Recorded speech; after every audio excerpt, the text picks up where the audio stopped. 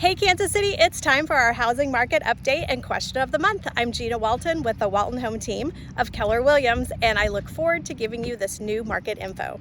Now, when we look at Kansas City overall from this March year to date of 2022, we are seeing 17.8% less homes closed.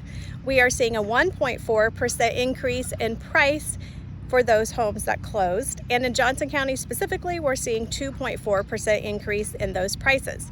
Now, you may be asking about the number of homes that are currently for sale, and yes, that number has increased. In fact, Kansas City overall has increased by 40%. However, when we look at the number of homes for sale compared to the number of buyers looking, we're still at a 1.4-month inventory, which is still a seller's market. Now for the fun question of the month. It has all to do with the Parade of Homes, which starts April 29th. The Parade of Homes is sponsored by the Home Builders Association of Kansas City, and these model homes will be open from 11 to 5 daily. We have the link below if you want to check out some of the neighborhoods to swing by and see new floor plans, trends, etc. And if you have any questions on the building process, please reach out. It's a full different process as far as loan approval, contracts, details, and timing for completion.